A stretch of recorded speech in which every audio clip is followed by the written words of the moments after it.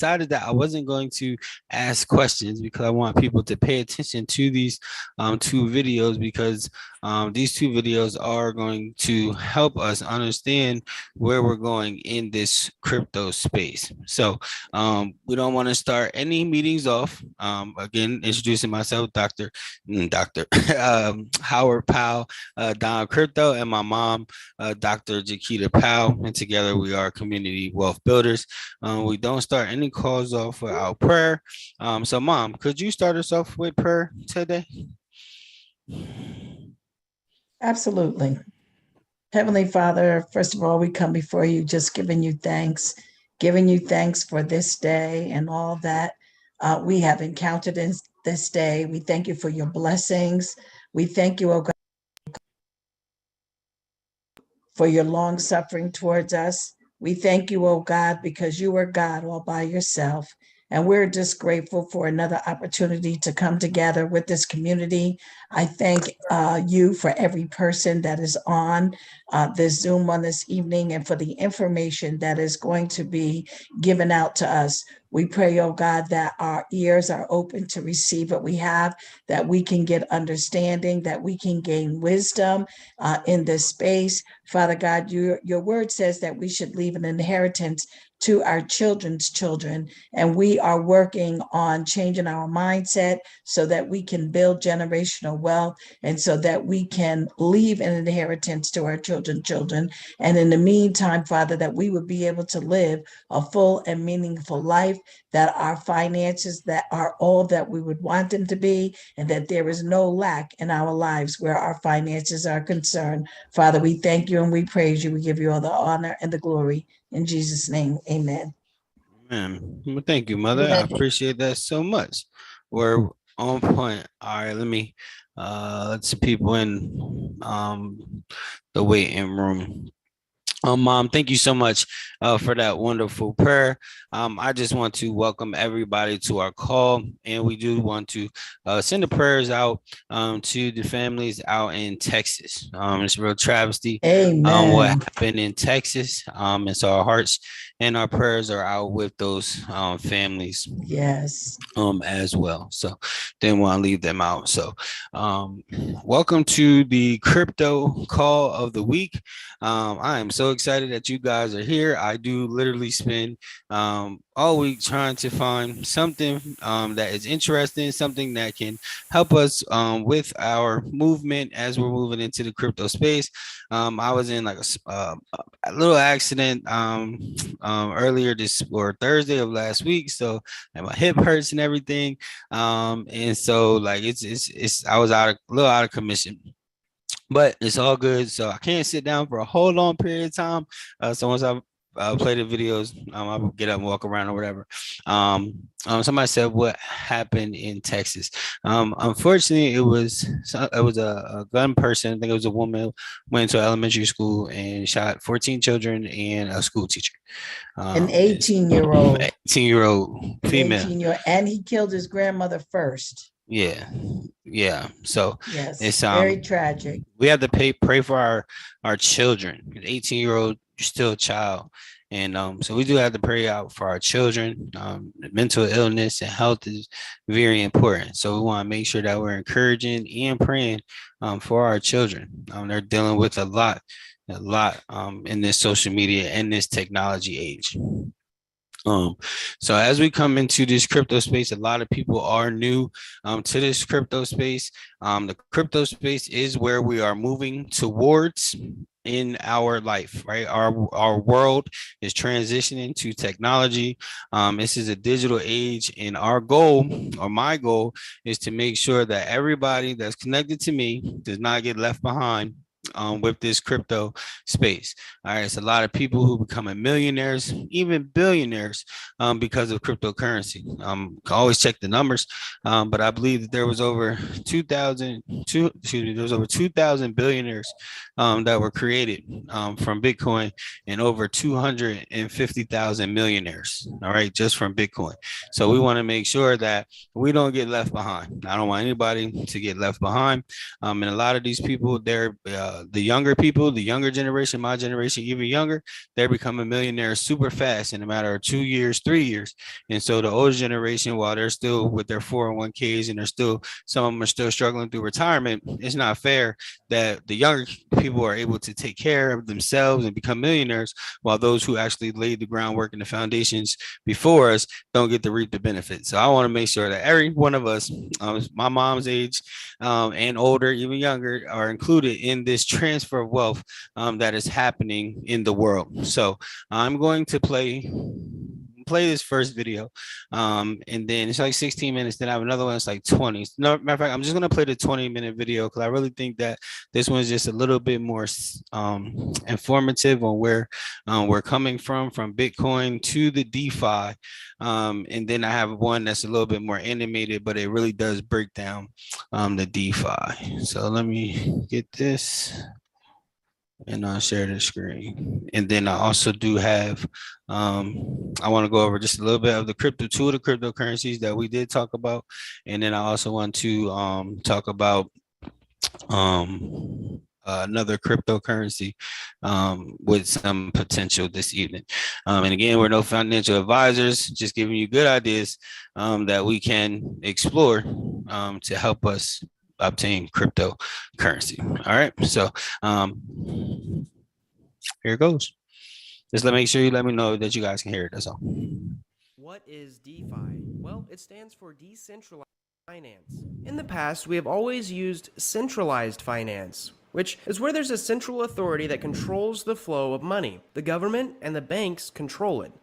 They don't really say they do, but they do. They can print more of it if they want to. They can stop you from borrowing it if they don't want you to. They can even stop you from having a bank account. If they wanted to, at any time, they could have your money. They have your money, so they could change it, and you really couldn't argue against it. I mean, you could, but how would you prove it? You gave your money to them. It was based on trust. Also, if you're running a business, they limit what you can do. For example, right now, if you have a little magical tree business that may be for medicinal purposes, they can tell you not to bring in any of that money from the business to the bank, which seriously limits you. It means you can't deposit it or invest it or even use them to keep it safe. One more thing, traditional finance is quite expensive. Payday loans go up to 500%, credit cards can average 25%, and even personal loans can cost you 18% of your value. These are really high rates, but you pay them if you need to, because that's what you got. The alternative is decentralized finance, where there are no banks. Instead, there are pieces of code that run and act as a bank. They're open to anyone. They don't require you to trust them because they're literally a piece of code running a program. If you wanted to, you could read through it and verify that it's not going to scam you. They are also censorship resistant, and lastly,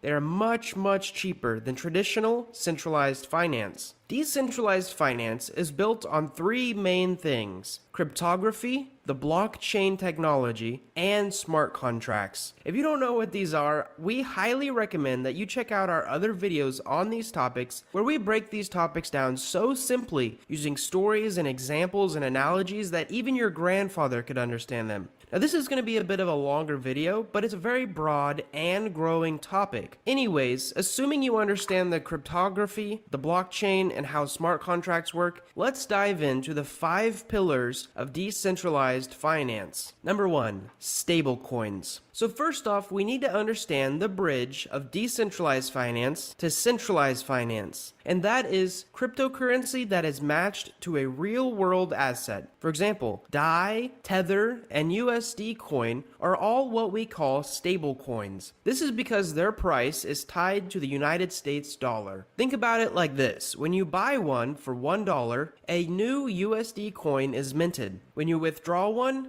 a USD coin is burned. So the coin is always worth $1 United States dollar. Now, the purpose of this is to have a reliable way to buy and sell certain coins without having to buy and sell them. Instead, we can just trade them. Here's an example of why this might be beneficial. Let's say you bought one Ethereum at $500. Well, now it's $1,000, and you want to sell because you think it's high. You want to take your profits. Without stable coins, you have to sell your Ethereum at a centralized exchange like Coinbase or Binance, and in return, they will give you some United States dollars for it. Now, of course, they're going to take a cut of that transaction because they want a fee, and they're going to take it. Also, the IRS makes you pay tax on any gains that you make from trading or selling. Coinbase and Gemini will be snitching that you made it, so you can't really get around it. The next step would be to wait for Coinbase or Binance to give them to your bank, and then withdraw them from your bank, because you don't really want the bank controlling your money. Well, a month later, Ethereum drops to $250, and you want to buy more, so you deposit your $1,000 back into Coinbase, wait a few days for the transaction to clear, because you have to wait,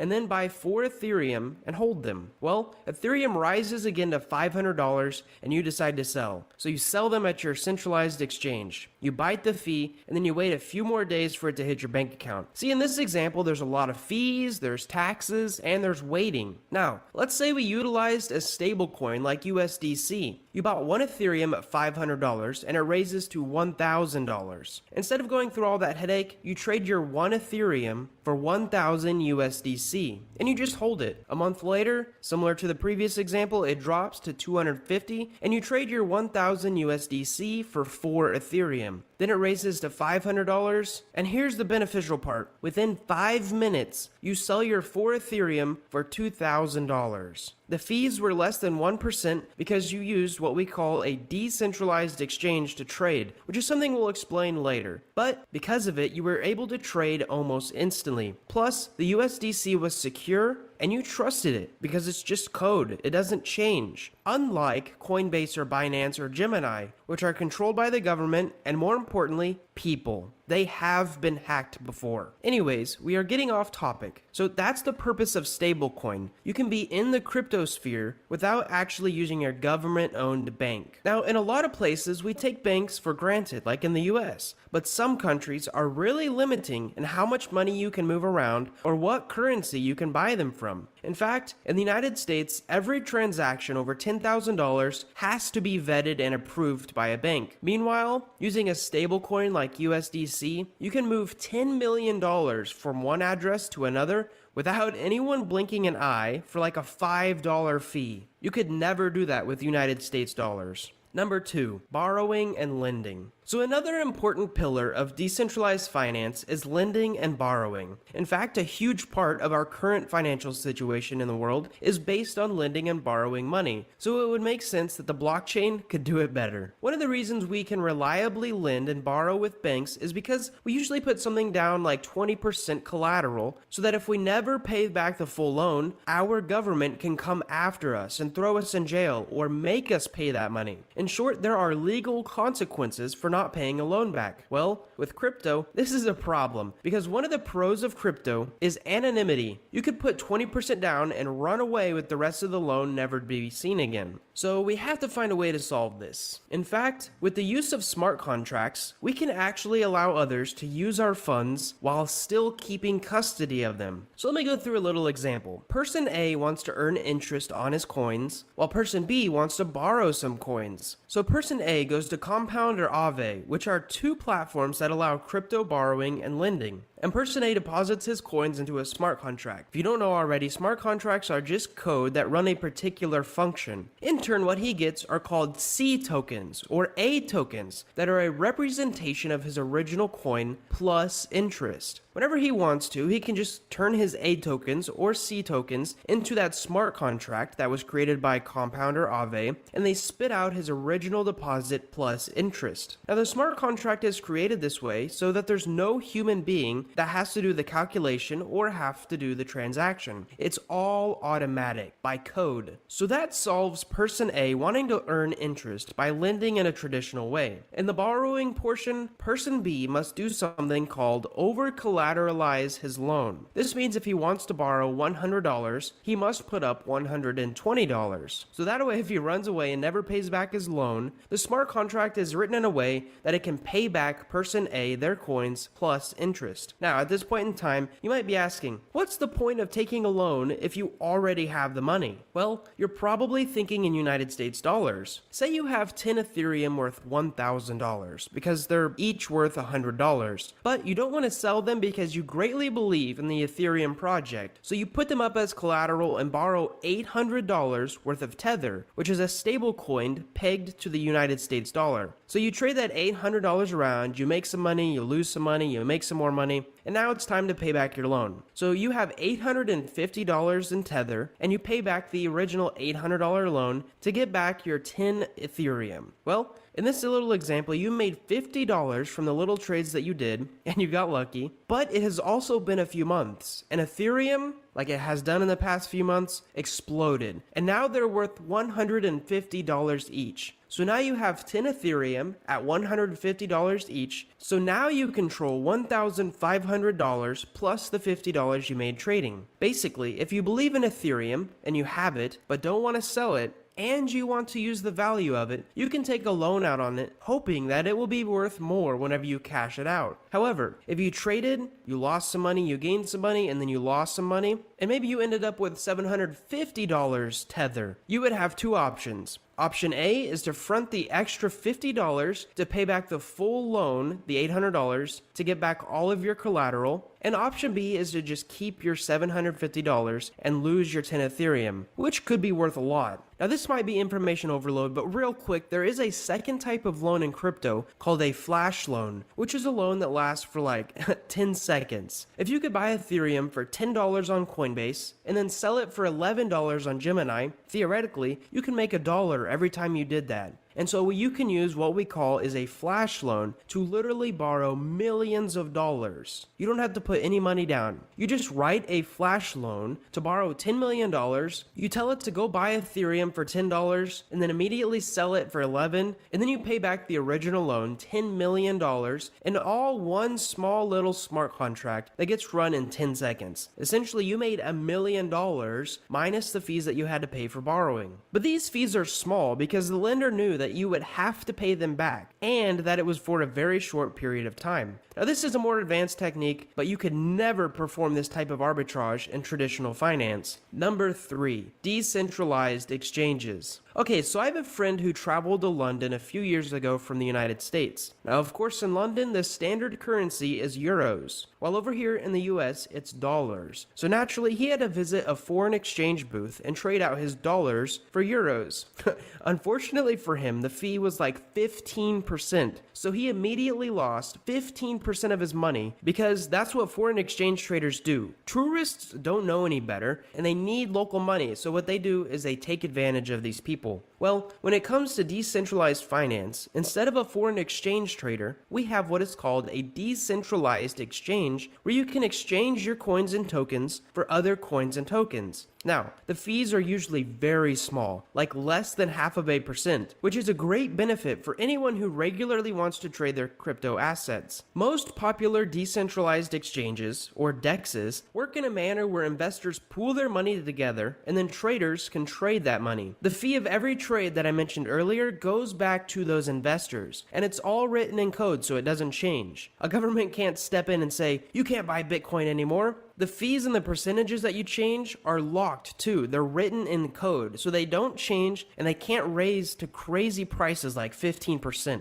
Decentralized exchanges open the world up to a whole new variety of tokens and coins. For example, Coinbase, the first centralized exchange to go public, only allows you to buy and sell 32 cryptocurrencies at the moment. Since they are regulated by the government and have to abide by certain regulations, they very closely analyze each coin before adding it. The most popular decentralized exchange, which is called Uniswap, literally has hundreds, maybe even thousands of tokens that you can trade, and they aren't regulated by anyone. That's the decentralized part. There are billions of dollars locked up in these liquidity pools so traders can trade, but nobody can control these billions of dollars. They're just following a program that someone wrote. In fact, only investors can be the ones to pull out their money out of the pool. But if they did that, the lending rates would rise, and so new investors would come along and put their money in. So like I said earlier, the code can't be changed either. It's what we call immutable. So in the crypto space, we like to say that the code is the law. The government doesn't control it, the code does. And everyone has access to the code and it doesn't change. Uniswap is one of the major exchanges on the Ethereum network and it has billions of dollars in its pools. PancakeSwap is another exchange on the Binance Smart Chain network that also has a few $billion of liquidity. Number 4, insurance. Insurance is really easy to explain. For example, with car insurance, you pay $100 a month to protect your new Tesla. However, one day while using the autopilot feature, another car causes the autopilot to glitch and you drive into a ditch. Unharmed though, but you totally wrecked the car. Well, since you paid insurance, the insurance company pays you what the Tesla was worth so that you can go buy a new one. They use statistics to predict how many of their drivers will crash their cars and then use this data to predict how much they would have to pay each year to determine what the monthly price of the insurance should be, which is also called a premium. Well, with decentralized finance, the insurance company can be code. So let's go over an example. Let's say a farmer wants to buy crop insurance. So if his crops die, he still has income for planting them and taking that risk. We could write a piece of code on the Ethereum network that says if there's any days this summer that are 90 degrees Fahrenheit or hotter, 4 days in a row, pay out Farmer Joe $100,000. However, to start this contract, he has to pay $2,000. So Farmer Joe can buy his crop insurance through what is called a smart contract, which is just code that sees if the conditions are met to pay him. So at this point in time, you might have two questions. How does the code know if it's 95 degrees Fahrenheit, and where does the $100,000 come from?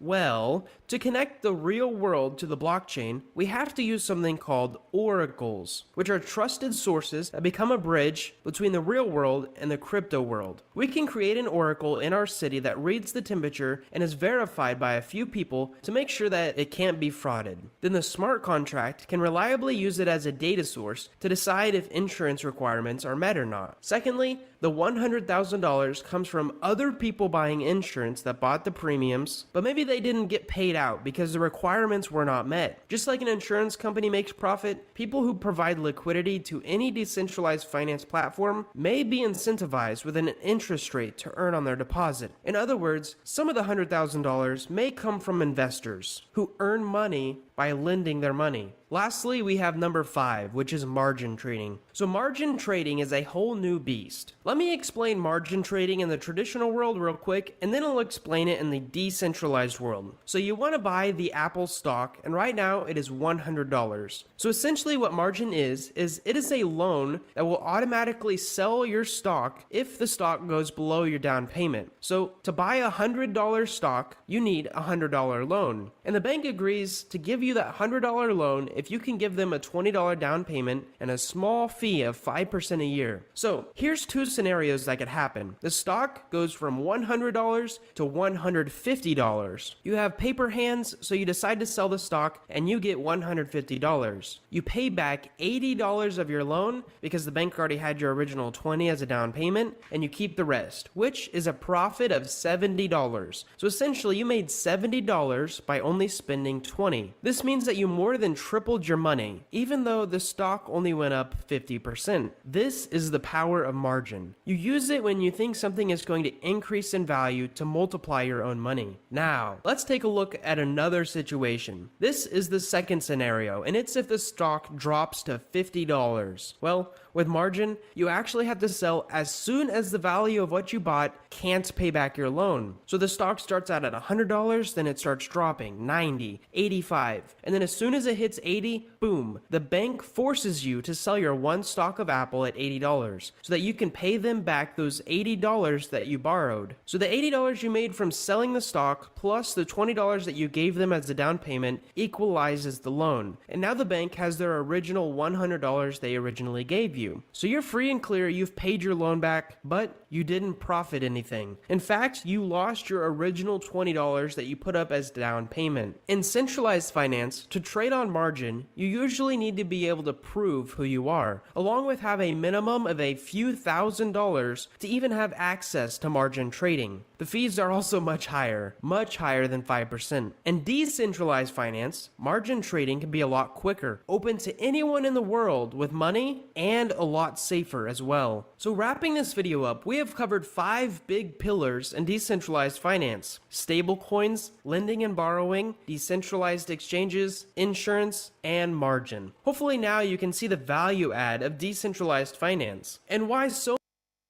many investors are piling billions of dollars into this new technology. If you've learned anything from this video, we encourage you to hit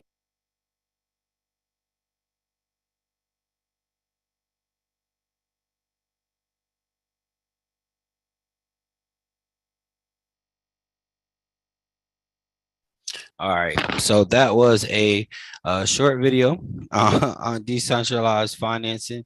I know I said I wasn't going to ask any questions, but I'm going to ask 2 before I get on the next video. So, what is the term of the loan that you would take from a decentralized finance exchange?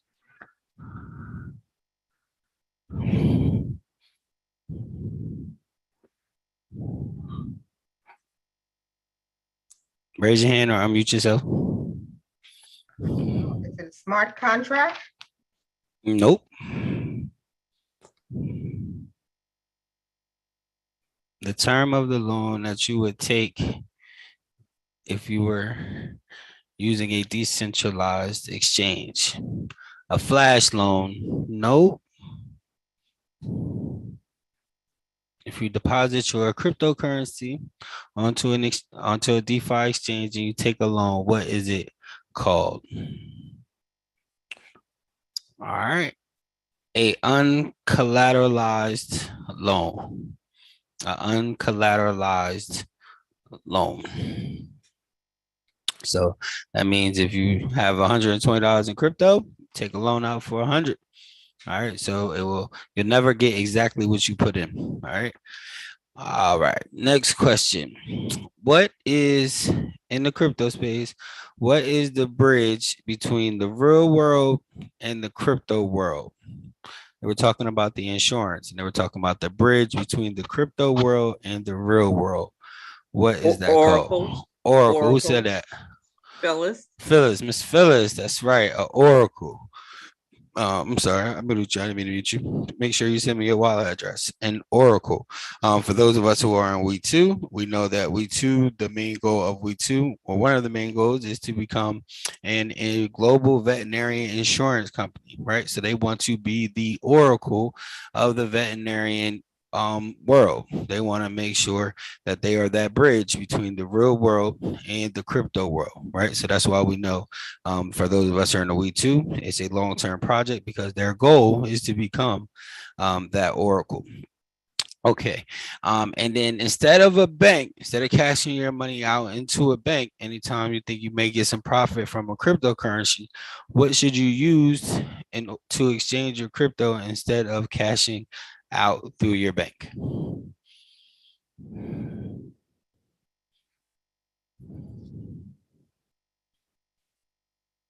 Instead of cashing out your crypto to your bank, what should you use instead? A wallet? Nope. Pancake swap? Nope. Loan? Nope. One more for anybody else? A stable coin. There we go. Joanne, great job. There we go, Joanne. A stable coin. That's right. That's right. A stable coin. Please put I'm gonna put my phone number in the chat because I don't think I paid somebody last week because they put the number and I didn't get it. So if I owe you some money from last week, text me your wallet address. So I put my phone number in the chat. So it's stable coin. So instead of taking your money out, cashing out, putting it in the bank and paying all those fees just to cash out, we can just move our coins to a stable coin. And because stable coins don't fluctuate, we don't have to worry about losing the value. And then if the coin drops, we can just simply swap our coins, our stable coin right back into the crypto and have extra coins on a drop. Awesome. So great job, Joanne and Miss Phyllis. Okay, so I'm gonna play this video. I was gonna play this video first, but I decided not to, just because it's more, it's not as animated, but it really does walk through from where Bitcoin. These are actual people's journeys in the Bitcoin, and moving to the DeFi. So I wanted to make sure you guys really had a understanding of what decentralized finance was before I played this video. It's really, again, it's a little bit over 20 minutes, but again, we are here to learn about cryptocurrency. Howard, Yes. before you go, I have a question. Sure. Okay, so I am trying to understand how it is that to be decentralized, but we're still using the bank. Well, once we move in, we use the bank to get the money into the crypto space. Now, once the money's into the crypto space, we don't have to use the bank anymore. We do not. I can use Cash App to pull my money out. I can use my BitPay card to pull my money out. I can send crypto to somebody else, right? So I never really have to use the bank. The bank will just become an option at that point for cashing out, right? So I may just say, if I need money right away and I don't want to pay no fees, well, I won't say right away. I'll just say the same day. I can go to one of my exchanges and I can send my money directly to my bank account via wire transfer, and that money will get there the same day, right? Versus if I try to use Cash App, my limit is like $2,000. So I can't get $10,000 from Cash App. I have to go through the bank. So just depending on the situation, you may have to use the bank. I mean, we're in America, so it's okay if we use it, but the goal is that we don't have to use it, a whole lot. No, I'm trying, like I said, wrap Yep. my head around how Yep. are we eliminating the banks altogether? Well, we won't be able to eliminate them altogether because they're going to come on board in the digital currency space, right? And so when the banks come on board in the digital currency space, they're more than likely is going to use the stable coin in order to distribute our funds, right? So if you have a credit card or something and you need it, or you got Bank of America and you got an account, your account is going to be in stable coins because they don't want your bank account fluctuating. So when your job pays you and the IRS pays you, your taxes and stuff like that, they're going to send you your coins in a stable coin. So we'll still have the banking system, and so it will still be a regulation. It's just that that's what they're doing right now. They're just developing the regulations and everything that they're going to use. So we're never going to eliminate the banking system. We're just going to eliminate banking as we know it, right? And so that's a great question. And honestly, once we watch this next video, I think it might answer that question. So that was a great question. I love it. I love great questions. So let me get to this other video. And somebody asked for the links to the video. I can definitely share the links to the videos so you can go back and watch it as well. Make sure I'm sharing my sound. Share sound, Chrome. So we're living in the early days of a massive paradigm shift.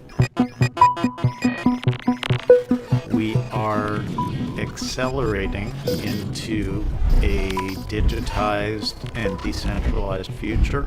That is why Bitcoin is here. The cryptocurrency market has roughly a $3 trillion market cap. That's a huge milestone. This is the largest, fastest wealth creation event in the history of the world. And financial institutions have only now just figured this out.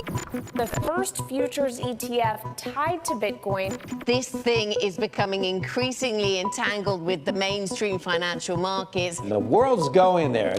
Bank of America is now fully engaging in analysis of crypto broadly. Never at any point have we had the freedom of financial mobility that we do have now with blockchain and DeFi.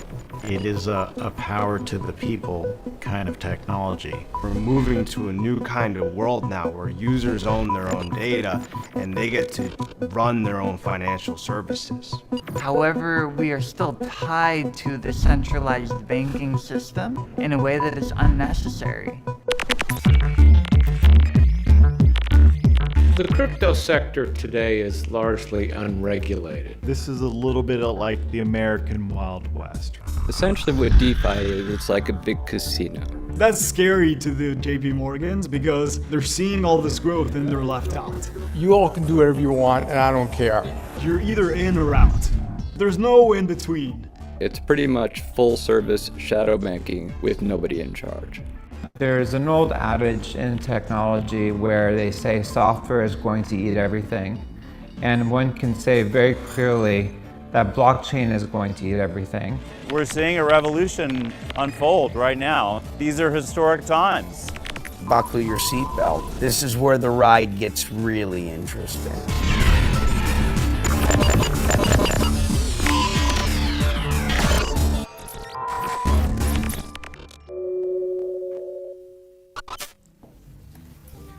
My jacket's in 414 or something.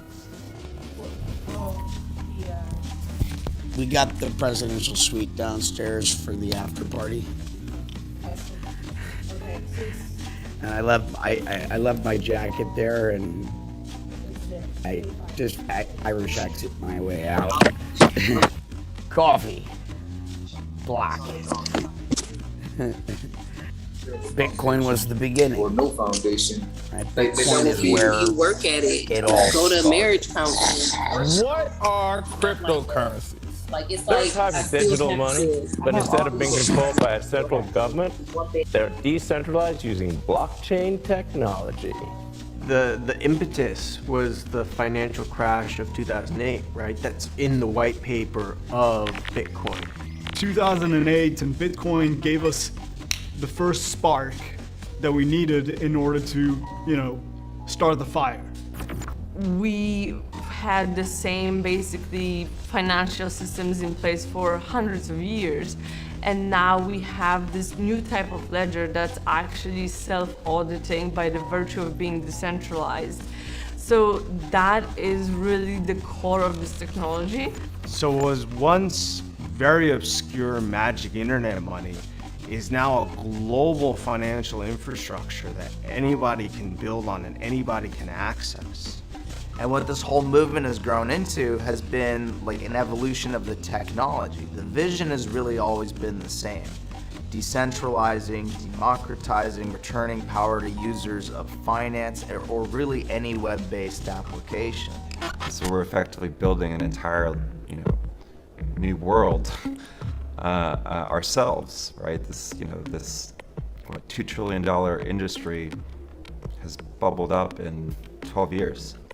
Soon, a majority of the world's billionaires will have made their money from cryptocurrency. I don't mean many, a majority. This is super new. If you think about Bitcoin, again, the most mainstream digital asset in the cryptocurrency universe, that was only released in 2008, and it really didn't come into mainstream consciousness until 2017. One of the best ways to view the maturation of Bitcoin is if you look at mining.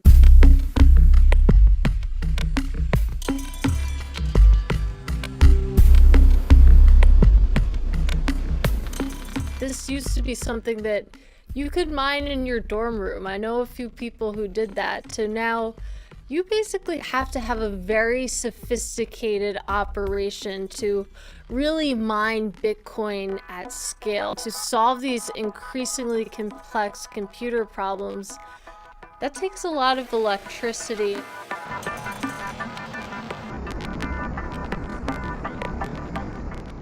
Bit Digital is a Bitcoin miner, and we've been mining Bitcoin in various states like Nebraska, New York, Georgia, and Texas, and so on. but digital in particular looks for clean sources of power in order to power our computers that help solve these mathematical problems that produce Bitcoin.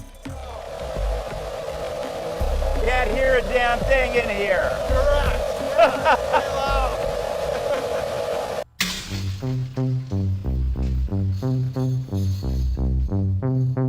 This is our warehouse in Kearney, Nebraska. Over here we've got a bunch of unboxed units. There's about 2,000 here. And frankly, it's not great to see them sitting here in boxes because they could be plugged in and making money. What are these, M21s? Yeah, these are M20s. M20s. Depending on the model and the exact moment you buy them are going to cost $10,000 to $15,000 a piece. They're a lot heavier than they look. And you plug it in and it starts making this commodity we know as Bitcoin. Bitcoin is the mother coin. It's the first coin, it's the first blockchain.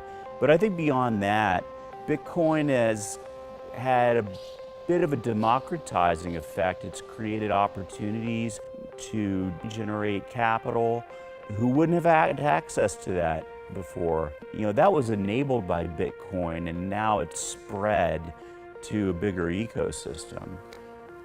The basic business model of Bitcoin mining has traditionally been to accumulate as much Bitcoin as possible and hold that Bitcoin for its appreciation potential.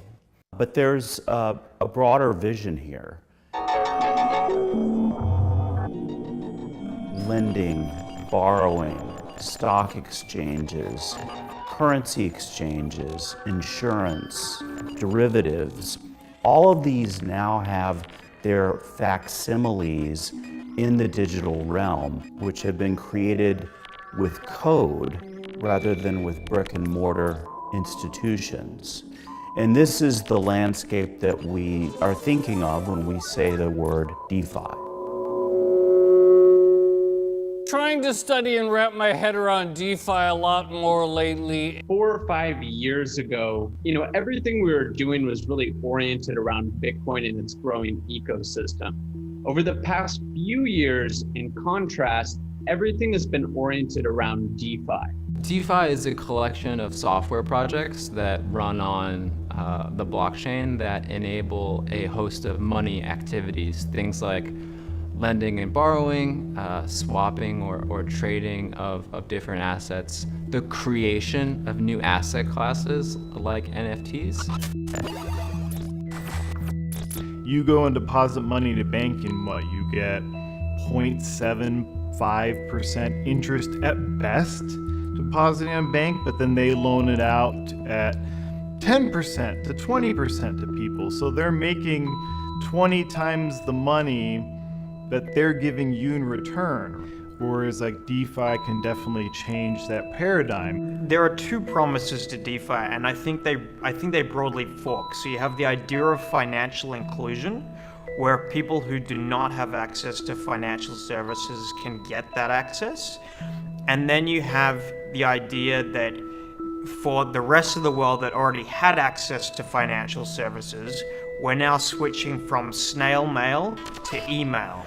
And I think it's exciting and unknown what emergent properties will come out of that when you can transact much faster and in a much more trustless way. I don't need 5 people to guarantee that a transaction is going to happen if I can just automate it through code. Because the code is available for anybody to see, and that code is immutable, you should be able to simply look at that and say, yes, this code is doing what that person is saying they're going to do. I can verify, not trust. The decentralized finance system is, we believe, a disruptive technology, not unlike the early days of the internet, that is eventually going to replace large swaths of the financial and monetary system as we know it. The potential for it to really disrupt finance and the banking system, A lot of that is still very much a dream, a vision of the crypto community, but its potential applications are enormous for sure. If you think about the overall cryptocurrency universe, that's estimated to be $3 trillion. Estimates for how much of that is in DeFi is in the hundreds of billions, 250 billion. The speed of innovation is incredible. This compounding exponential innovation, and it's driven by the openness of the community, both from a software perspective, but also a really genuine desire to continue to add to innovations. The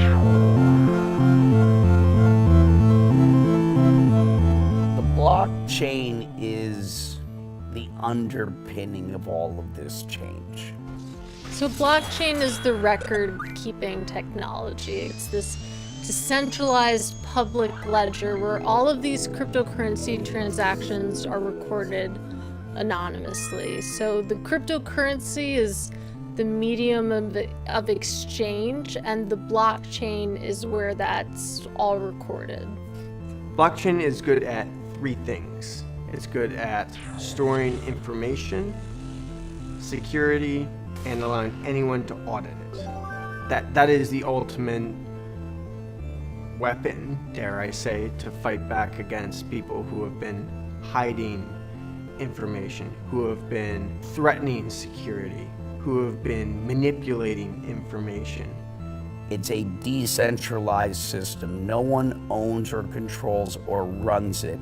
Meaning, if you wanted to stop this thing that's facilitating this change, how do you do it? You know, where's the leader? Where's the CEO? Where's the company? There isn't one. You can't shut down that system, and it's the most secure system the world has ever seen. And so that is what makes this all possible. The next evolution for a lot of people is then the Ethereum Network. Ethereum has expanded the possibilities of what can be done with this technology. We understood that the technology worked. From there, it was kind of like a very quick click.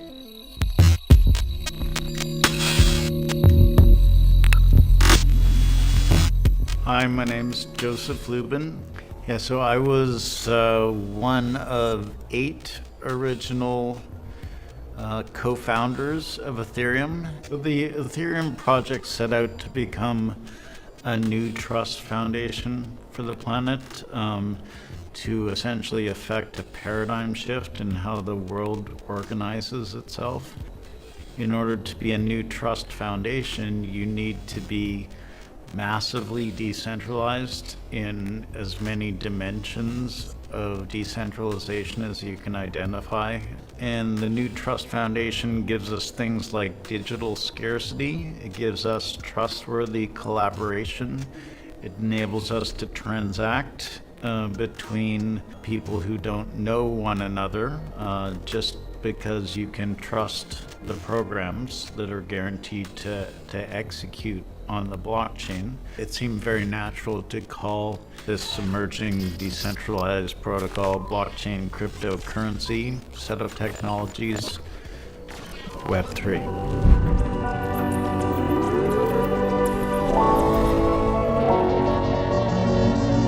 What is Web3? Can you explain it simply? Let's start with Web 1. How about that?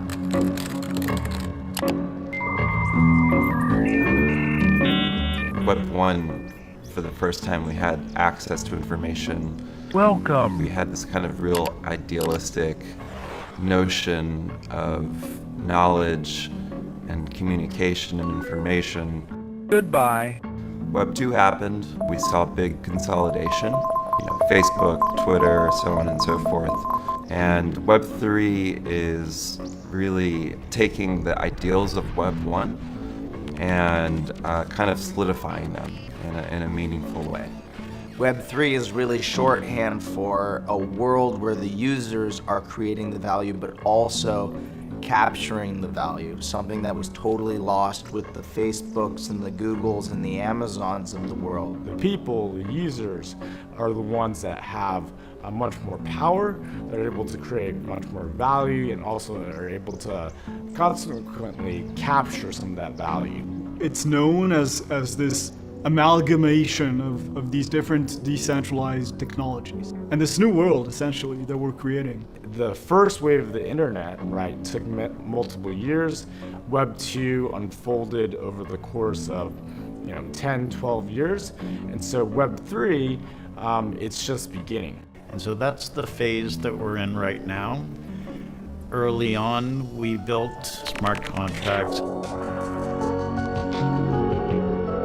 Probably the most interesting part of the Ethereum network is that it uses smart contracts, which are basically these self-executing contracts based on preset conditions. And when those conditions take place, there is an exchange of value that happens automatically. If then, this, that.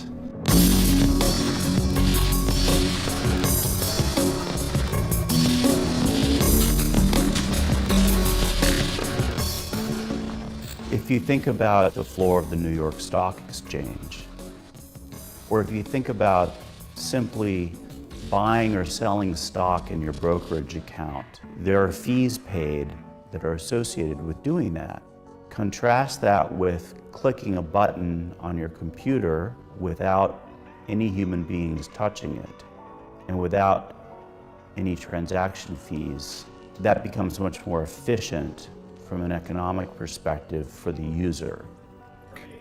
What we've done is we've identified certain DeFi protocols, and you could generate a very good return. It's all governed by code. It's just software running in the cloud. There aren't armies of human beings working in office towers, earning bonuses to facilitate this. We're not participating in DeFi at this time just because there's too much regulatory uncertainty for a public company. So what we're doing right now in the interim is we're studying it.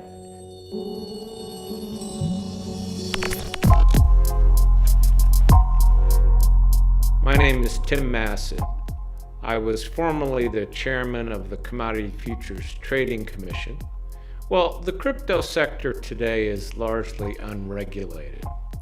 It's hard to know whether a particular DeFi app is going to work as promised, or whether it was created by reputable people unless you've done a lot of due diligence. How can a typical person even begin to say, identify, or like what a good project is in this space?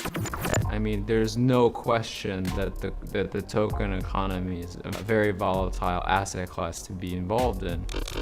There's tens of thousands of cryptocurrencies and NFTs being created every day, and some of these things are going to go off a cliff to zero. And so buyer beware. The obvious risk is that, there is no counterparty to fall back on. If you do lose your money somehow, which theoretically you're not supposed to be able to with a smart contract, there's no recourse here. You don't have a counterparty to turn back to. That's why prime brokers exist. That's why they calculate risk rules. That's why exchanges facilitate these transactions, but by removing them, you also remove that buffer. Right now, if I mistype the address in Ethereum, that money could be gone forever, right? And my Aunt Matilda can't lose her life savings using Ethereum that way. It's just not usable, sustainable for somebody like her. So in order to go mainstream, you may need to invite some centralized aspects. Most of us can't spend hours figuring out if a particular DeFi app is going to work as promised or studying the code. So we rely on others for expertise, for certain services, and intermediaries often perform those functions. The real value of a regulatory framework is that it gives people confidence. It gives them confidence that whatever financial activity they're participating in or intermediary they're relying on is going to do what it promised, that they're not going to be the victim of fraud and manipulation, that no one's going to abscond with their money.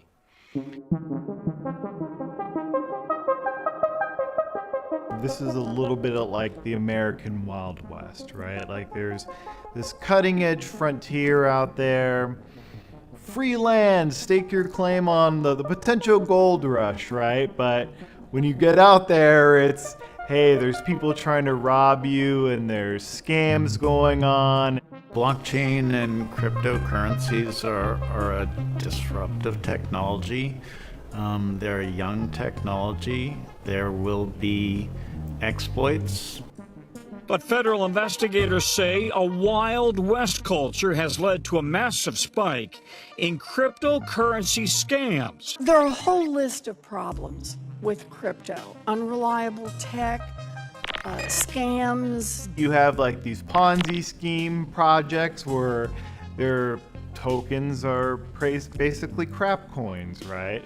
Or you have these other projects where you deposit your liquidity and then they do a rug pull where they basically steal the money out from under you. Or basically these just fly-by-night projects where they never really had the intention to build it, but they just kind of strung you along and then they close up shop eventually. Regulators need to step up to address crypto's regulatory gaps and ensure that we're actually building the inclusive financial system that we need. You know, essentially what DeFi is, it's like a big casino. Provides people with an opportunity to make potentially huge gains or potentially lose a ton of money. But for the people who end up being the house running the casino, it's pretty much guaranteed gain. The intermediaries, they're the exchanges, they're the DeFi platforms. And beyond that, they don't have any of the regulations that guarantee safety, soundness, and protect customers. It may ultimately produce some really useful innovations, but for the time being, it's pretty much full service shadow banking with nobody in charge. Throughout the financial system, we have what are known as know your customer requirements, which means that banks, brokers, and other financial actors have to verify the identity of their customer. And that is a means to prevent illicit activity. It also helps reduce fraud. The DeFi sector will have to figure out how to do this. And I think really the only way the sector can grow and become mainstream is if you have a regulatory framework that sets some baseline standards. We welcome regulation. We're eager for it because we need clarity, and there's so much opportunity in the space we want to participate in. What I'd say is that we're hopeful that the regulation is crafted in a way that protects individual investors and spurs innovation and doesn't just protect the interests of incumbent financial institutions. So what are these guys doing? Why are they going to these great lengths? Are they trying to bring about a more stable, equitable, inclusive kind of finance? Or are they looking to get rich? I would tend to believe the latter.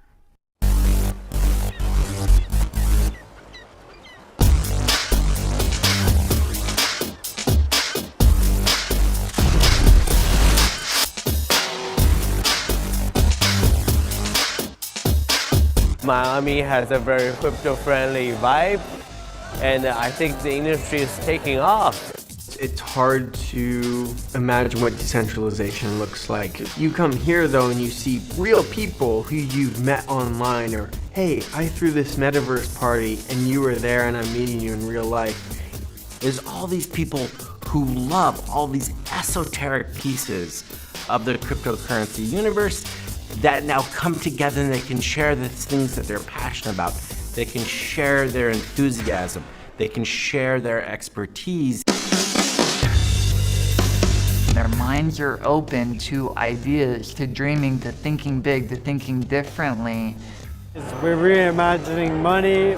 We're recreating this equality future. I think we're gonna slowly change this disparity between the rich and the poor. This whole event here is still very, very early compared to what's going to happen and what's about to happen in crypto and NFTs in this space in general. DeFi is actually in the heart, in the skin, everything of what we do. It's exciting to see how many people are getting into this space. Art has sort of joined forces with tech.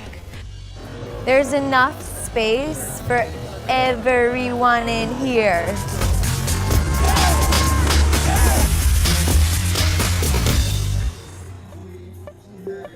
So we're living in the early days of a massive paradigm shift. We are accelerating into a digitized and decentralized future where there will be a better trust foundation. So similar to how web technology, democracy and democratization to access to information, we're bringing technologists and entrepreneurs in to democratize global finance. So I actually just left my job for 10 years at Goldman Sachs as a VP in the risk division, covering hedge funds and prime services. My last day, I caught a flight to come to this convention and really start participating in the decentralized finance space. As I started to realize, the lack of necessity of my own role that I was building, my legacy helps a system that I don't believe is fully necessary anymore. And a system that doesn't benefit the broad public or communities that really need it. It's hard to read, but if you look at the placard for the convention, the Wi-Fi password is kind of self-evident about how a lot of these people here feel. There's an entire financial ecosystem that's being modeled and created and championed by, a bunch of apes or, other kind of avatars. And that's scary to the JP Morgans because, again, they're seeing all this growth and they're left out. Jamie Dimon has a very specific opinion on cryptocurrency. He really thinks it's a scam. I could care less what Bitcoin trades for, how it trades, why it trades, who trades it. If you're stupid enough to buy it, you'll pay the price for it one day. But that doesn't stop JP Morgan from having an entire department devoted to blockchain technology. There are so many people involved in the traditional banking system. I don't think the goal is to remove them, but the question is, what is necessary? Should we be doing things the way we're doing them today simply because we've always done that?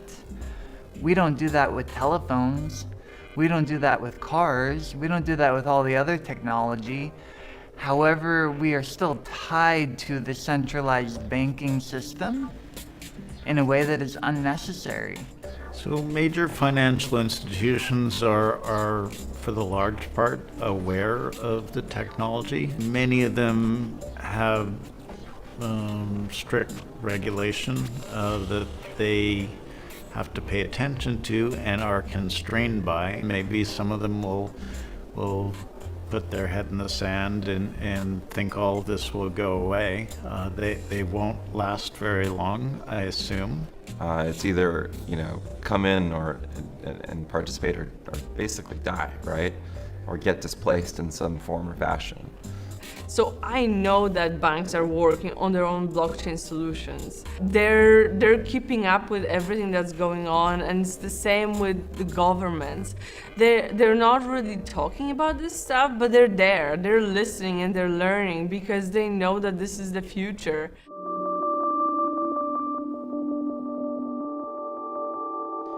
As you think about, the billions of people that are coming onto the internet the first time, having an internet native financial infrastructure is going to allow all of these people that are normally unbanked to become banked. And it's definitely going to be very big for financial inclusivity across the entire world. We're not waiting for the big banks to open the door. We're not waiting for the Federal Reserve to give a thumbs up. People are able to create and cultivate their own communities, their own ideas, their own products, and capture more of that value directly with fewer middlemen. That's really the promise of blockchain. And so we're at that stage of this industry's development where everybody's starting to get it. Consensus is being reached amongst all the industries that this is real and it ain't going anywhere.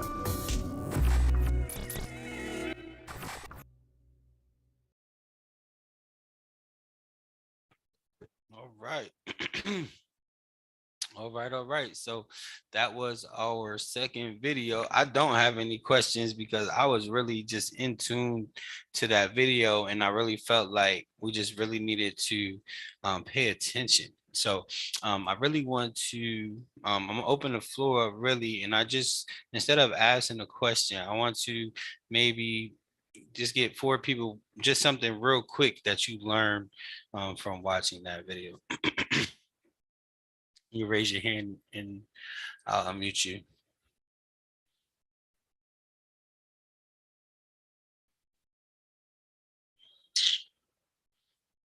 Carol, all right. Go ahead, Carol. Well, I had never seen one of those mining places before, and how big it was, and one of those little things that they picked up. It's just so amazing to me that that's how it's done. I don't know. It's kind of, something else to how to wrap our heads around. Yes. That. And that's just one of, I don't know how many thousands probably around the world, right? Millions probably. Millions. Yeah. So that just will stick in my mind forever because I've never seen that before. That's the first time I've seen it. And that's one of the higher tech ones. They have much smaller ones. They have people that you can take the regular inside of your computer drive and they build the machines in there and they can plug them up and run them right out of their houses. So they have mining machines that are sent out and you can get paid on those machines. And so there's a lot of different ways that you can mine on alternate altcoins. But Bitcoin, yes, that's wonderful. Thank you, Miss Carol. Anybody else? Something you learned in this videos, either video. Or Zelly? Good evening. Good evening. Hi. Pleased to be here with you all. This is my first time, I believe. So I'm really happy to learn of your gatherings. And the name is Suli, just the pronunciation Suli. Okay. Suli. Thank you. Got it. Thank you very much. Yes, just wonderful to be able to, I knew the different types of lending. I just heard a certain terminology that I was not so familiar. I had not heard the term flash loan. So that was something new for me. Just the whole process. I knew how it was done, but it's just have to watch this over and over again to be able to grasp it. But just how Ethereum and how to be able to use it for the lending and the replication and to be able to gain and so on. So I'm familiar with to some extent, but it's just so much to take in, and this a lot happening so quickly. I guess it's like, wow, where have I been? I knew that I've been involved in this space, but it's like, here we are. So I'm further advanced, I think, in just being in this community and space, but I can imagine what it's going to be like. So shocking for those that have not awakened yet. So let's say it that way. So for me, it's a thank you. I'm really pleased. I just want more and more and more, but I also have to go back and hear it over and over again. So Absolutely, and that's what we're here for, just to bring the awareness of it. And so those that are veterans in the game, it really is so much information to unpack. And so I figured out that we just have to. I decided I'm always going to teach the basics, right? Yeah. Even though these videos, they recommend or they speak to NFTs in the metaverse, and I know that it's out there. Yeah. But me personally, the mental capacity that you have to understand, that's a lot. So as we grow, we will be bringing people on instead of just having videos, but we'll bring people on that are actually in the space to continue to educate us. And so that was really, we've been doing this almost since the beginning of January, every Tuesday. And so now we're going to really just come back around now because we took care of liquidity pools. And so we're going to come back around and basically start all over from the beginning. So just bring those friends and just kind of like a refresher course. And so I'm glad you picked. I didn't know what a flash loan was either. I was like, wow, I didn't know. I did actually participate in taking out one of the DeFi loans. I did it when Ethereum was at the high. I took out a loan, I think like 40,000. I took out 20,000. I put it in some platforms, but I caught it when the Ethereum was coming down. So as the Ethereum came down, what they do is they take out your loan payments, right, until that loan is satisfied or you pay it back. So it was a good experience, but it teaches you, what to do, how to do it, and how to utilize free capital. So awesome. I'm eager to take out a loan somehow to get the practice. No problem. You're Thank you. welcome. Thank you so much, Sulie. Sure. All right. Anybody? Two more people. What did you learn? Anybody? Yes. Ms. Verner? Yes. Like really giving us a historical perspective on how this whole thing got started, and never really understanding the whole magnitude of this. I mean, when they showed all those, what was it? The mining machines? Yes, the mining machines. I'm saying, really? Mm-hmm. It's just mind blowing. So I really enjoy just learning how, these things, the history of it. I'm sure there's more to learn in that area, but just the history of it, and plenty more left to learn, I'm sure. Absolutely. This space is forever growing. If we would have learned about Bitcoin, in 2009, we probably wouldn't have bought none, right? Like we heard about it. We're still scared 10 years later. There's still people that there's go ahead. That was me. That was me. Because somebody telling me like Bitcoin. I said, I don't know nothing about that. I mean, maybe 5 years ago, it's like, I don't know nothing about that. And I couldn't wrap my head around, how this had value. That was the biggest thing, because when you're in a space of only knowing, money, the dollar bill, now you're saying you're going to have a coin, and we don't see the coin, and we don't hold the coin. I'm saying, hey, I don't understand. I don't know nothing about that. That was me 5 years ago. Yes. And so even 5 years ago, but now to this day, people can see people making money. People can see that the transactions, and people are still scared of it. Right. And so it's okay. Right. So we just want to change the mindset. And that's why we're here every Tuesday, just to make sure that we're educating people so that you don't have to be scared. Right. So we talk about different cryptocurrencies and everything else, and it doesn't cost a lot to get into cryptocurrency. If you have a Cash App, you can go right to your Cash App and you can just buy $5 or $10 worth. Actually, you can buy $1 worth of Bitcoin right on your Cash App, and you are in the crypto space, right? And so when it comes to cryptocurrency, it is a lot of cryptocurrencies. As you heard, there's over 10,000 different cryptocurrencies. So is there one more person? And then I'm going to share my screen. I'm just going to jump over to the 2 coins that I shared over the past 3 months. Well, 2 weeks for one coin and about 2 months for the other one. So Miss Phyllis, you unmuted? Yeah, one thing that I wanted to bring up is we all, work at our desks, at our computers, And the web technology is how the computers and devices communicate with one another. And then when he talked about Web 2.0, and he said, you know, it was a worldwide website, been 10 to 12 years, and now we have Web 3.0, which I really didn't, that just brought something to my attention, Web 3.0. And he said, you know, it's the current type of internet that we're using. And he said, users are on 3.0, users will be able to capture their value. The power, that's right. Yes, and it's basically the new internet that's using the blockchain. That's right. So that was real interesting there. Yep. And so the and what he said was powerful was that in the Web 2.0, we missed the power that we had, and the businesses captured it. Right? Yes. Amazon, Facebook, MySpace, all of those captured. And what did he mean by that? He means that all that money that got caught up in those spaces, making the second richest man, Jeff Bezos, all the money, making Tom from MySpace and Mark Zuckerberg, all of these people, all the wealth was transferred to the owners of these companies. But now with the Web3 and the expansion of cryptocurrency, we're understanding that we the people hold the power.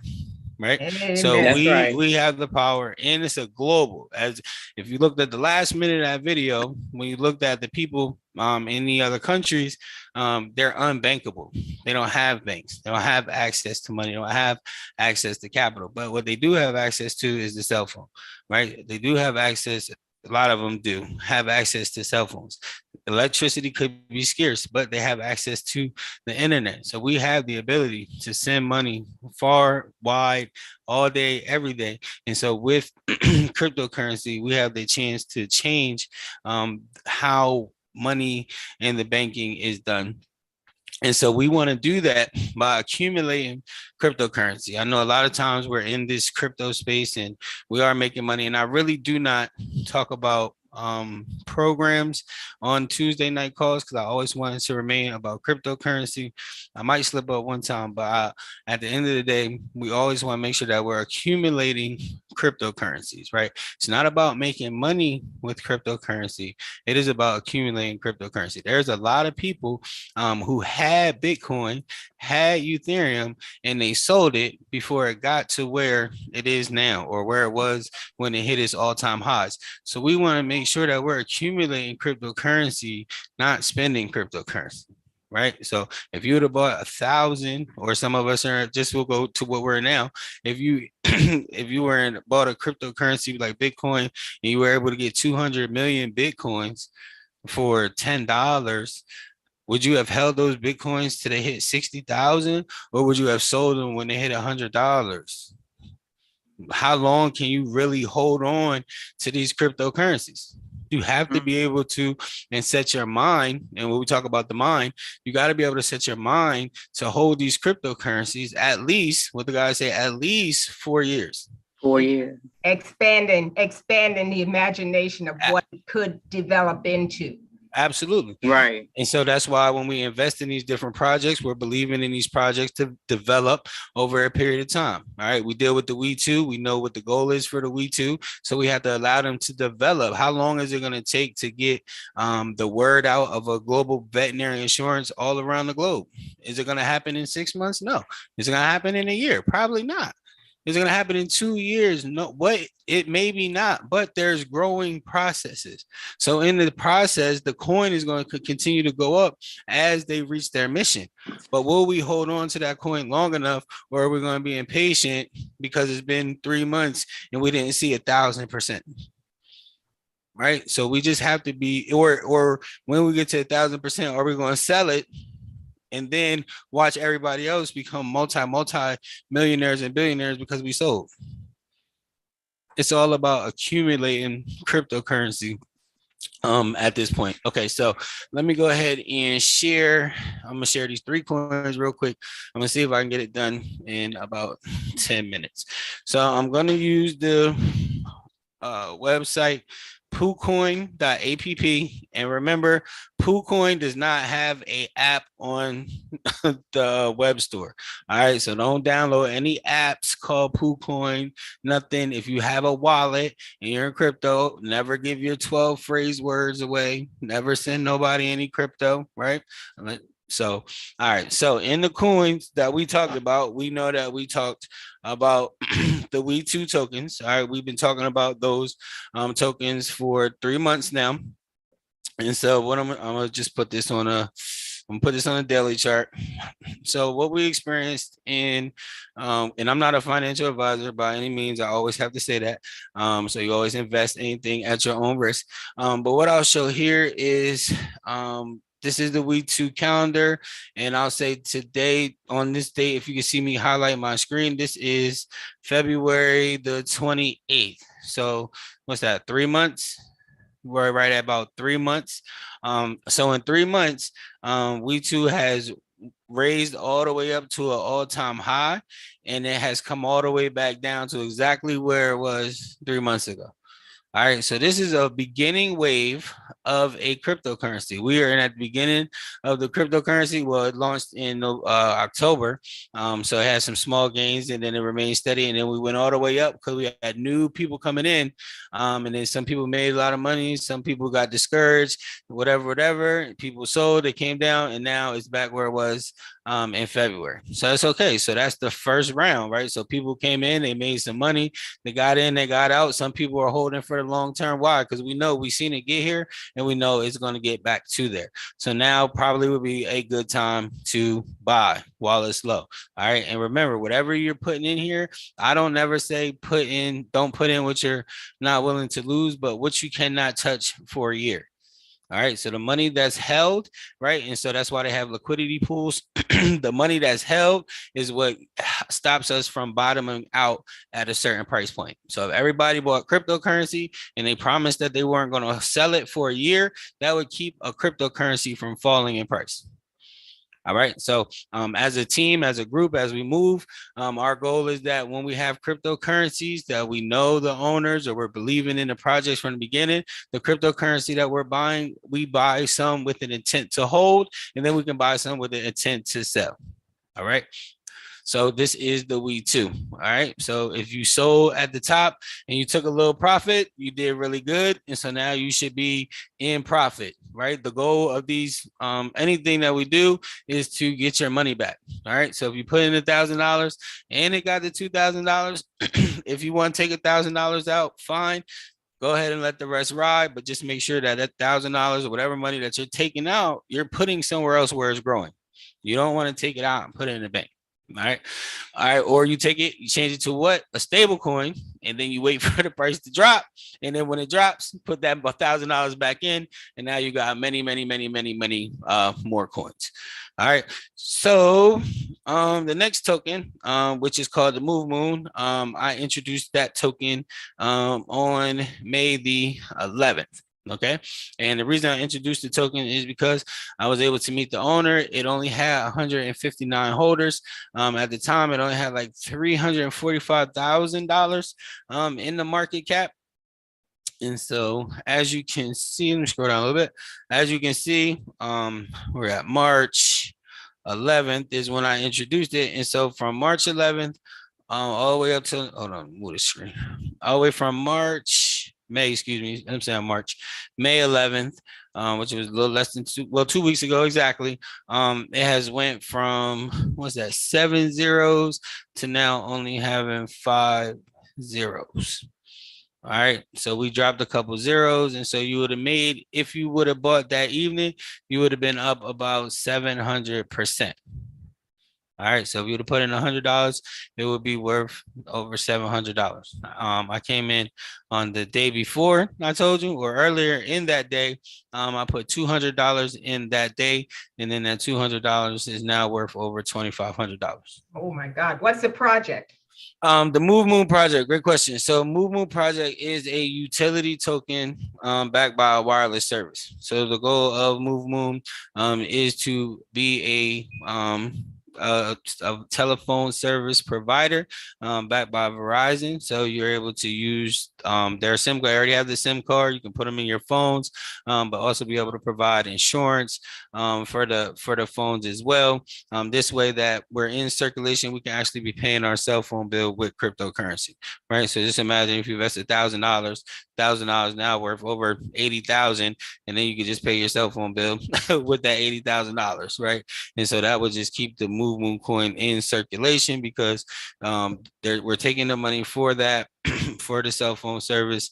We're paying our phone insurance with the coin as well, so that keeps the insurance companies holding Move Moon coins, and so having other businesses take the Move Moon. But the coin itself is that the utility behind it. It's not a pending utility. It's not a patent pending utility. It's the actual physical utility that is actually usable right now, right? And so it only has, we're actually over 500 holders, which is really good because when I brought it to you guys, we only had like 149. So as the more people who join, and so remember, if we think about We2, when you first got introduced into We2, it was probably just around, I was like 800 holders when I came in. So everybody else around like 900, but we went all the way to 2,500 holders. And as you can see what that did in that 3-month time period. So in essence, we really have the opportunity to repeat exactly what happened with We2, right? Hopefully minus the decline, because now everybody understands that we're holding, right? So we're going to buy and we're going to hold, and then we're going to allow to build these cryptocurrencies, right? So this is a good coin to buy. There's a good team. You can send me we're working on having a group for the Move Moon and everything. So we're going to have some strategies to help build these cryptocurrencies so that the earlier investors, us, can now benefit as people come in. Just imagine if we buy coins now and we're just holding them, and all we're doing for the next 2 to just say 2 years, I'll say, just say for the next 2 years, all we're doing is sharing these 1, 2, 3 coins or whatever, and everybody's buying them. But we have so many, we have hundreds of millions of coins, and all we needed to do is hit a penny to become a millionaire. Yes. So this is called Move Moon, M-U-V, Move Moon, like let's get to moving. Move Moon, M-U-V, MOON, and you can buy that on Pancake Swap, or you can buy it right here on PoolCoin. You can trade for it, but you have to have BNB. So you buy it the same way you buy We2. You just use just Move Moon, and you can go to movemoon.com as well. So I'll type that in the chat, movemoon.com. And so Miss Van, I'm sorry, I spent that somebody direct. Miss Van is not on the call, but Miss she's happy I was saying moo moo. Moo moo. No, Miss Van is not on the call. Oh, I thought you meant moon. Yeah, no. So Miss Joanne thought I was saying moo moo. Oh. The chat. So this chat, let me see. Lock pay. I might have to go to I might have to go grab the link real quick, but I'll show you this here. Lock pay. This is another coin, and this is the first time I showed you guys. I actually bought the coin last week. It was introduced by Miss Van, and it is a auto staking coin. As you can see, just by the 13th, it has jumped up to almost a penny, and it started with 3 zeros. So let me see real quick if I can find the website. It is a auto staking coin. If you guys remember, I'll look up Titano too, but when I introduced Titano, which is an auto staking coin, Titano was at 105,000% APY, and this lock pay is 400,000 APY. And so you just, by holding the coin, you actually earn coins. So let me see. 1 second. Just want to make sure I got the website, because lock pay.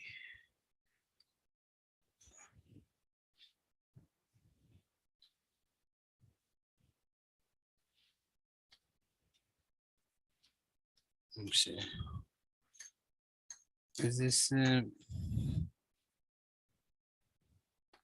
LockPay? This is the white paper for LockPay. I'll put this in the chat. It's not the website I want though, but you can read about the LockPay so you can understand it. Where is the actual website? I'm sorry. LockPay. Let me just try the IO.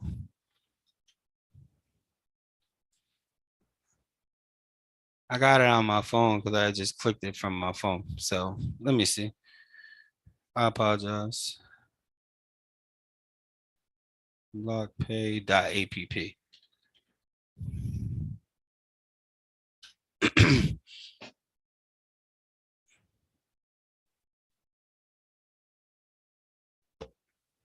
All right. So with the LockPay, it is $0.015 right now. And so we'll go to the calculator. And so this works the same way as Titano does, but this one is paying about 2.35% every day. So just say you bought, let me see, oh, the chat window's in my way. So penny, I'm gonna say $100 will be like 7,500, 7,000. So it's $105 will get you 7,000 coins. And so at a rate, the rate that they're giving, you would have 33,663 coins in a year, which would be equivalent at a penny to about $509,000 at 2.35 compounding every day. So you don't have to do anything. You can just actually hold the coins, and you can buy them on Pancake Swap. You can come right to lockpay.app. So even if you want to just buy $10 worth, the same thing, $10 will get you in 365 days over 3 million coins, which would be at the same price, which is 1.5 cents. Then will be worth about 50,000 just for a small $10,000. Excuse me, $10 for a $10 investment, right? And so if you keep it in there, say 6 months, which is 180 days, same $10, it'll be worth $676. All right, so you put $100 in there, then we go for $6,000 in about 6 months. So if the price goes up, just say the price goes up, and as you can see, the price is going up. Just say if it goes up to 5 cents, in 180 days, still 6,000. But if 365, hold on, why it didn't change? It didn't change.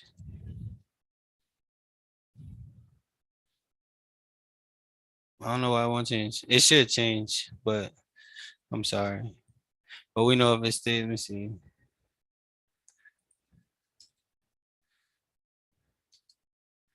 It won't let me change it. It works on my phone, but it didn't work. All right, that changed. 365. Yeah. So okay. So your $10, your $10 would be 40,000 in a year, and if it went to 5 cents, and if it was 7,000, which would be $100 now, in 300, not even through a whole year, in 365 days a year, it'll be worth 500,000 at 5 cents, which I think is pretty good for $100 investment, right? So okay, what was that for the $100? The $105 is. Yep. So you get about 7,000. 7,000. Okay. So minus the fee. So I'm gonna say you probably need about 125 because I think the slippage is like 12% or something like that. So you're gonna need like 125 ultimately to get 7,000 coins. But whatever it is, we'll just say if you did put that in there, we'll just go low end 6,200 in a year. You're looking at 451,000. So this is something that, the goal is, again, get your money out. So if you put in $100 and it jump up to 3. Then you go ahead and take your 100 out. I had started with, I wish I had started with a little bit more because I didn't know how to swap it out. I had just bought it and I couldn't swap it when I went to go buy it, and it was late. So I just bought 35 to try it. Had I known that I could swap it, I didn't do it right. I probably would have put in a little bit more, but that $34 is worth $134 in a week. All right, so I'm not. Go ahead. Another question. What's the project? My next one. I wish I could tell you. I ain't gonna lie to you. I did not. I looked at it. Here, hold on. And what wallet are you able to get the lock pay? So it's still the same. Everything's the same. Everything's under the Binance. Everything's under the Binance. So you can use your token pocket, you can use your trust wallet, everything right here. So here's the white paper. It's basically an auto staking coin. Auto staking coins are, they're really big in this space. Some of them are rug pulls, some of them don't. They're not 100%, going to be around forever. So I don't say never go, jumping $1,000 up. Be smart, be wise. Like I said, I started with $34, right? So, and if you go put $1,000, you risk. Again, you can risk. I say don't touch for a year. Why? Because sometimes you just don't know, and it might go up, it might go down, whatever. As long as I can transfer it, that's the main thing to me. Because if I do feel at some point in time like I don't like what's going on, I can pull my money out, right? And so that's the main thing. But my idea is always to hold on for at least a year. Get my money out and then hold the rest. All right. So the white paper is here. LockPay is the first rebase token that is built to protect you from pump and dumps, right? That plague small projects, right? So it's they're miners. There's so many things behind a lot of these projects. And so we too, to move moons, I know those owners personally, and we're working together to build that. So while we're doing that, we have to learn diversification. And so I just try to bring some things that you might be able to make a little bit of money off. This may not be a 2-3 year project. This may be something you just throw $50 at, turn it into 300, you could pay a bill. Right. Or it could be something that lasts long term. We just, as long as you operating in profit, that's where I want you to be. Whatever you put in, get your money, take it out, let the rest ride. If you need it, pull it out, right? My mom needed some money for her wedding. And so we took some Ethereum, put it in here. It went from $600 to $1,600 in like 3 days. And so he was able to pull that $1,000 out and pay that bill and leave the other money sitting in there and then continue to let it grow, right? And so we're going to be working on different strategies. I'm really working on trying to put together some sort of investment club so we can all move together as we make these investments. So I did not have my class for the buy, sell, and exchange because of the accident I had. But we're moving it to the first weekend in June 1st. So so if you want to participate in that, it is only $50. And I will put my email in the chat, and you can just send me an email if you're interested. It's going to be the first Saturday and Sunday in June from 12 to 3 each day. And we're going to learn how to buy, sell, and exchange cryptocurrency. So that is it for this evening, and we don't like to close out without having prayer. So Dana, can you close us out in prayer this evening? Don't try to unmute yourself now. Don't try to mute yourself. No. Lord Jesus, we thank you for the teaching that Howard gave us to it tonight, Lord. We thank you for wisdom and knowledge and understanding, especially in the cryptocurrency world. God, I thank you and I praise you, Lord. And I ask you that you will continue to increase our knowledge as we continue to come in on our Tuesday teachings. In Jesus' name, I pray. Amen. Amen. And thank you guys so much. Amen. Just unmute yourselves and say good night. And then I'll see you guys next Tuesday. Just tell a friend and tell a friend. All right. Hey, you going to be starting a new session next Tuesday, Howard? Next Tuesday, we're going to start all over from the beginning. Okay. What is great? all over from the Good. beginning. We're going to start with what is Bitcoin. We're going to go all the way through the motions. We're going to teach the basics, and we're going to stick to the basics. And so new faces, new questions, and free crypto, right? So, Hey Howard, so your class, you said is next weekend now. the first. Okay, so that's 9 a.m. our Pacific Standard Time then Yes, for both Saturday and Sunday. that's correct. Okay, and then how does that BitPay card work? I mean, once we accumulate and we get there, let's say we get there with the cryptocurrency world. How does that work? I mean, do they just charge by whatever American dollar is, and then they take that little bits of Bitcoin out when we use BitPay? Good question. So what happens is BitPay is kind of like Cash App, right? So in your token pocket, just say you have $200 worth of Ethereum, you're going to send that to your BitPay wallet, right? You'll have a Ethereum wallet inside your BitPay app. And so now you'll have your Ethereum inside that wallet, and all you have to do is switch, you'll have your debit card and it will say add funds. And so you'll just add your funds from your Ethereum wallet and it will turn it into US dollars. So once you actually put it onto the card, then it will stop fluctuating in value. Until then, if you just sent the Ethereum over to your wallet, it will sit there and fluctuate until you actually add it to your card. And then you go swipe it, spend it, type it in on the internet, whatever you want to do.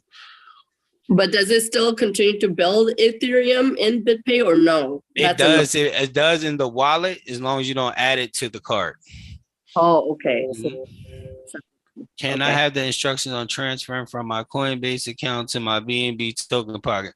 Miss Kim, that's a whole nother class, but I'm gonna give you my phone number and then I'll send you a video on how to do it. I got you.